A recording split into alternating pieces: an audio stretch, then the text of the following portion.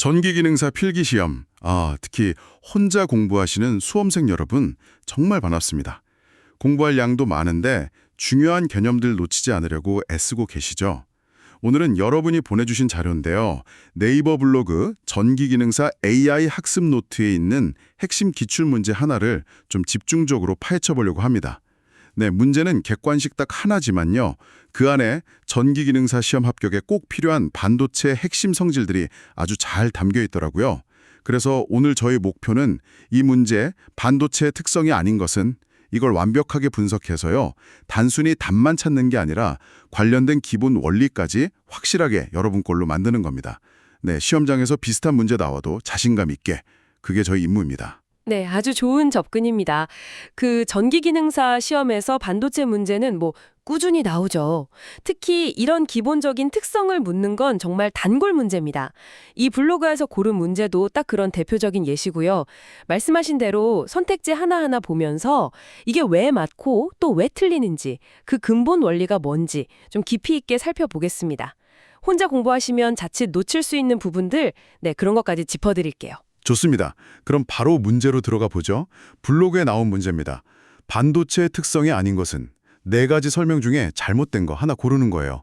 1. 전기적 전도성은 금속과 절연체의 중간적 성질을 가지고 있다. 2. 일반적으로 온도가 상승함에 따라 저항은 감소한다. 3. 매우 낮은 온도에서 절연체가 된다. 4. 불순물이 섞이면 저항이 증가한다. 자, 이 네 가지 중에서 반도체 특성이 아닌 걸 찾아야 합니다. 첫 번째 보기부터 한번 볼까요? 전기적 전도성은 금속과 절연체의 중간적 성질을 가지고 있다. 이건 어떤가요? 딱 기본적인 정의 같은데요. 그렇습니다. 네. 이 첫 번째 설명이 반도체가 뭐냐 이걸 정의하는 가장 핵심적인 내용이죠. 이름부터 반도체잖아요. 전기가 아주 잘 통하는 도체, 그리고 거의 안 통하는 절연체, 그 중간 정도의 전기 전도성을 가진다는 뜻입니다. 근데 여기서 중간이라는 의미를 조금 더 생각해 볼 필요가 있어요.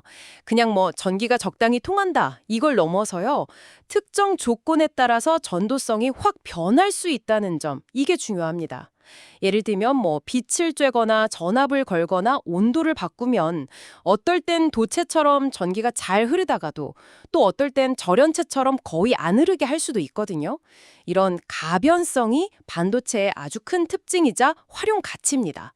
그래서 1번은 반도체의 올바른 특성 설명 맞습니다. 블로그에서도 이걸 딱 출발점으로 잡고 있고요. 그렇군요. 그냥 어중간하게 총하는 게 아니고 상황 따라서 조절이 가능하다는 거네요. 그 능동적인 중간자 역할? 혼자 공부하다 보면 진짜 중간이라는 말에만 꽂혀서 이런 의미는 놓칠 수도 있겠네요. 네, 설명 감사합니다. 그럼 두 번째, 일반적으로 온도가 상승함에 따라 저항은 감소한다. 이건 온도랑 저항 관계인데 우리가 보통 아는 금속도선하고는 좀 다른 것 같아요. 금속은 온도 오르면 저항 커지지 않나요? 네, 정확하게 보셨습니다.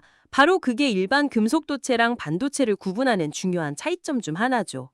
금속 같은 경우는요, 온도가 올라가면 그 금속 원자들이 막 더 활발하게 진동을 해요. 그래서 전자가 지나가야 하는데 그걸 방해하거든요. 그래서 저항이 커집니다.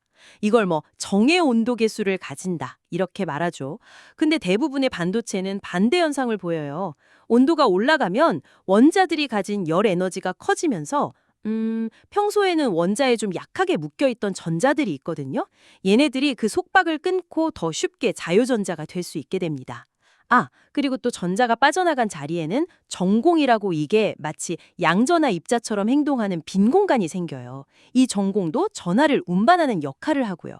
그러니까 온도가 오를수록 전기를 나를 수 있는 일꾼들, 즉 자유전자랑 전공수가 확 늘어나는 거죠. 그러니까 온도가 올라가면 오히려 전기를 운반할 입자, 전자랑 전공이 더 많이 생겨서 전기가 더 잘 통하게 된다. 일꾼이 많아지니까 일이 더 잘 되는 거네요. 네, 맞습니다. 바로 그 원리입니다. 전하 운반자 수가 늘어나니까 당연히 전기는 더 잘 흐르게 되고, 그 말은 즉 전기 저항이 감소한다는 의미죠. 그래서 반도체는 일반적으로 부의 온도 계수 특성을 가진다고 말합니다. 물론 아주 높은 온도나 특정 반도체는 좀 다를 수도 있지만 전기기능사 시험 범위에서는 온도 상승 시 저항 감소, 이게 일반적인 특성으로 맞습니다. 네, 이 온도 의존성은 그래서 반도체 소자를 쓰는 기기 설계나 온도 보상회로 같은 데서 아주 중요하게 생각해야 하는 부분이고요. 오, 흥미로운데요. 금속이랑 정반대 특성이라는 거, 그리고 그 이유가 온도 올라갈 때 전하 운반자 수가 늘어나서 그렇다는 거, 명확히 이해했습니다. 이 부성 온도 교수라는 말도 기억해두면 좋겠네요. 그럼 이제 세 번째 보기로 가볼까요? 매우 낮은 온도에서 절연체가 된다. 이건 방금 설명해 주신 거랑은 반대 상황 같은데요. 온도가 아주 낮아지면 어떻게 되나요? 네, 맞아요. 그 2번 설명 들으셨으니까 거꾸로 생각하면 쉽습니다. 온도가 올라갈 때 전하 운반자가 많아져서 저항이 줄었잖아요. 그럼 반대로 온도를 계속 낮추면 원자들의 열 에너지가 점점 줄겠죠. 그러면 전자를 원자에서 이렇게 딱 풀어줄 에너지가 부족해지는 거예요. 그러니까 자유롭게 움직일 수 있는 자유전자가 거의 안 만들어지고 전공도 거의 안 생깁니다. 쉽게 말해서 전기를 운반할 일꾼들이 거의 사라지는 거죠. 전하 운반자가 엄청 적어지니까 전기가 흐르기 매우 어려워지겠죠. 그래서 온도가 극도로 낮아지면 이론적으로는 절대 영도, 그러니까 마이너스 273.15도에 가까워질수록요, 반도체는 거의 완벽한 절연체처럼 됩니다. 따라서 3번, 매우 낮은 온도에서 절연체가 된다. 이것도 반도체의 중요한 특성 중 하나입니다. 1번, 2번, 3번 종합해보면 반도체는 이 온도라는 조건에 따라서 도체와 절연체 사이를 왔다 갔다 하는 아주 재미있는 물질인 거죠. 그렇군요. 온도에 따라서 전기를 잘 통하게도 거의 못 통하게도 할 수 있다는 거네요. 확실히 이해됩니다. 그럼 1번, 2번, 3번 보기가 다 반도체에 맞는 특성이라는 말씀이시네요.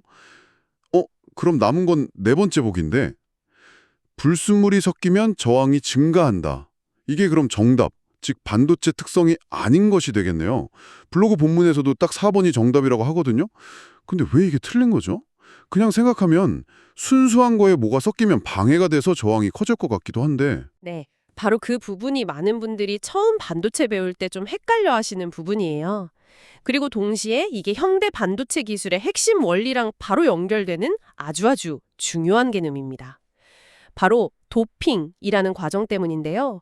순수한 상태의 반도체, 예를 들어 실리콘 결정 같은 진성 반도체는요, 아까 말씀드린 것처럼 어느 정도 전기가 통하긴 하지만 전도성이 그렇게 높지는 않아요. 그래서 우리가 쓰는 대부분의 반도체 소자들, 다이오드나 트랜지스터 만들 때는요, 이 순수한 반도체에 일부러 아주 조금 특정 원소, 그러니까 불순물을 넣습니다. 이 과정을 도핑이라고 부르는 거죠. 아, 도핑이요. 그 운동선수 도핑 테스트 할 때 그 도핑이랑 같은 말인가요? 어원은 같은데 반도체에서는 완전히 다른 의미로 쓰입니다. 여기서 도핑은 반도체 성능을 더 좋게 만들기 위한 필수 공정이에요. 불순물을 넣는 목적이 바로 반도체의 전기 전도성을 높이기 위해서거든요. 어떤 종류의 불순물을 넣느냐에 따라서 결과가 좀 달라지는데요. 예를 들어서 실리콘이 4족 원소인데 여기에 5족 원소인 인, P나 비소 AS 같은 걸 넣으면요, 실리콘이랑 결합하고 나서 전자가 하나 남아요. 여분의 전자가 생기는 거죠. 이 남는 전자가 바로 자유롭게 움직이면서 전기를 운반하는 역할을 해요. 이렇게 전자가 주된 운반자가 되는 반도체를 N형 반도체라고 합니다. 반대로 실리콘의 3족 원소인 붕소, B나 갈륨, Ga 같은 걸 넣으면요, 이번엔 전자가 하나 부족한 상태가 돼서 전공이 쉽게 만들어져요.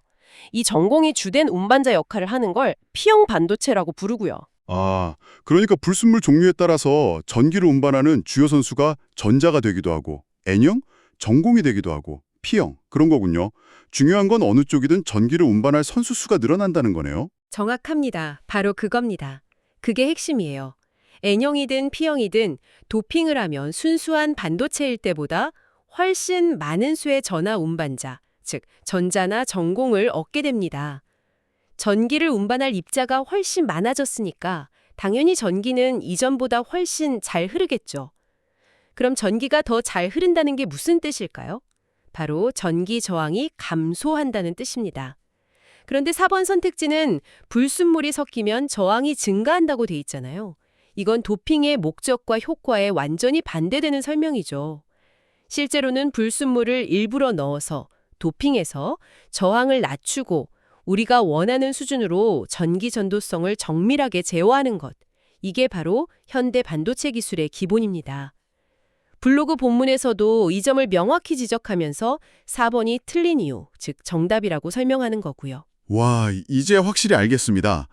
불순물을 넣는 도핑이라는 거 자체가 반도체 저항을 낮춰서 전기를 더 잘 통하게 하려고 일부러 하는 거였군요. 그냥 불순물 섞이면 방해될 거라는 생각과는 완전히 다르네요. 아, 전기기능사 시험 준비하면서 이런 핵심 원리를 정확히 아는 게 정말 중요하겠습니다. 블로그에서도 관련 참고자료 링크까지 주면서 이 부분을 강조한 이유가 있었네요. 맞습니다. 특히 혼자 공부하실 때는 이런 개념들을 그냥 겉핥기로 외우기 쉬운데요.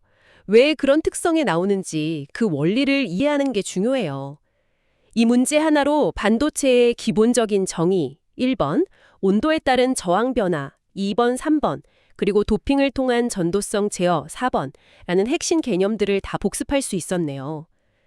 전기기능사 시험의 다른 문제 풀 때도 다 기초가 되는 내용들이니까요. 이번 기회에 확실히 정리해 두시면 좋겠습니다. 네, 정말 유익한 시간이었습니다. 자, 그럼 오늘 네이버 블로그 전기기능사 AI 학습 노트 문제로 살펴본 반도체 주요 특성들 마지막으로 한번 싹 정리해 볼까요?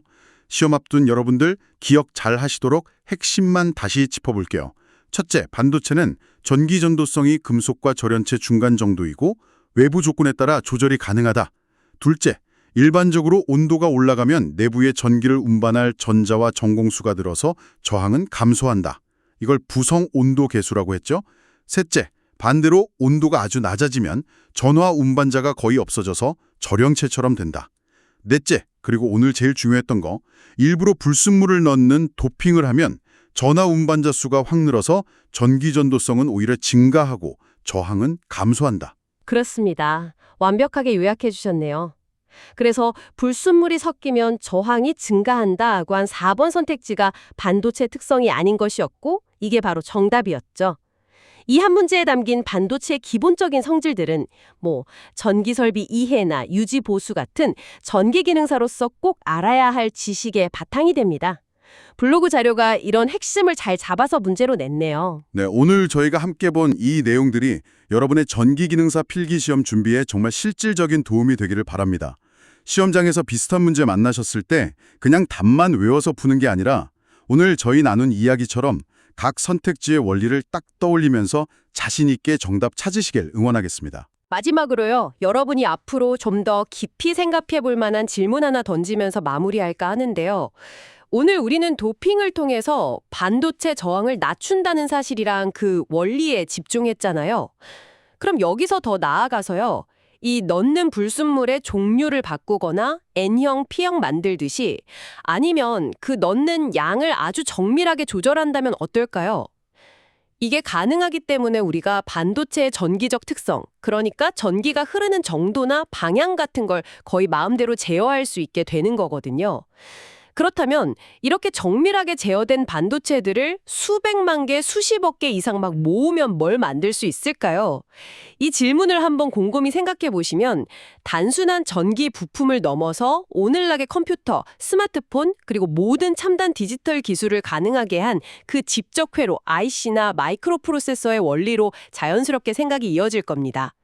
반도체에 대한 이해가 단순히 시험 합격을 넘어서 우리가 사는 이 기술 시대를 이해하는 열쇠가 될 수도 있다는 점을 생각해 보시면 좋겠습니다.